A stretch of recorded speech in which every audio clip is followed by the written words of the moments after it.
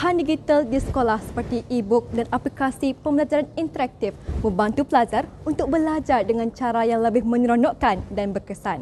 Hal ini merupakan usaha Kementerian Pendidikan Malaysia untuk membangunkan murid fasa digital seiring dengan peredaran zaman. Penguasaan digital juga dapat membantu guru-guru mencipta pengalaman pembelajaran yang lebih dinamik dan dapat membantu mempersiapkan murid untuk menghadapi perkembangan teknologi digital ini. Bersama dengan saya iaitu Cikgu Syazwani binti Zaid yang merupakan guru digital SSN SMK Mutiara. Sebelum itu, Assalamualaikum Cikgu.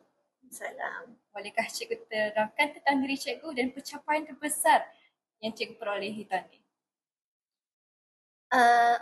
Nama saya Nurul Syazwani Muhammad Zaid. Saya merupakan guru SMK Mutiara dan tahun ini adalah tahun ke-11 saya mengajar di sini.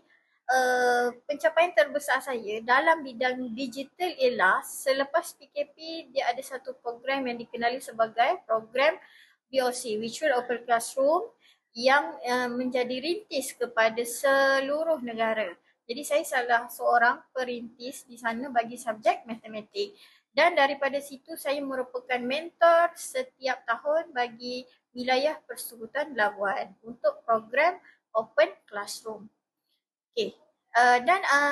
Dari segi SPM, matematik SPM, pada tahun lepas, pada tahun 2023, SPM GPMP merupakan 7.04, naik kepada 6.22.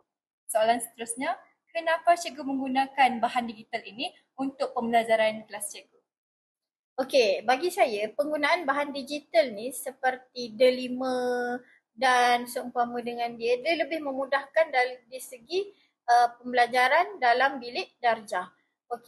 First, dia menjimatkan masa, kedua memudahkan dan menjadikan kita senang berinteraksi. Daripada situ, bila kita menyenangkan pembelajaran, murid-murid juga secara tidak langsung berasa mudah untuk mempelajari sesuatu dalam kelas tersebut.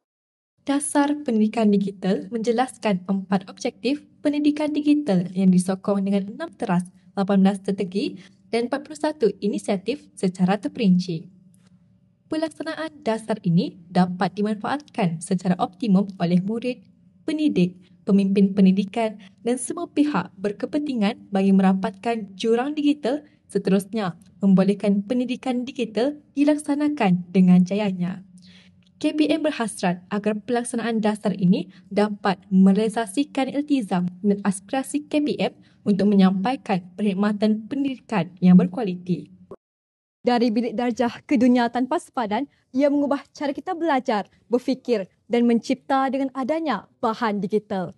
Inilah era di mana ilmu tidak lagi terbatas oleh buku tetapi di hujung jari. Marilah kita jadikan teknologi sebagai sayap yang menerbangkan generasi masa depan ke puncak kejayaan. Dunia sedang berubah, kita juga harus maju bersama. Bahan digital memperkasa pendidikan negara. Sekian dari saya Amna, Pearl Newscast.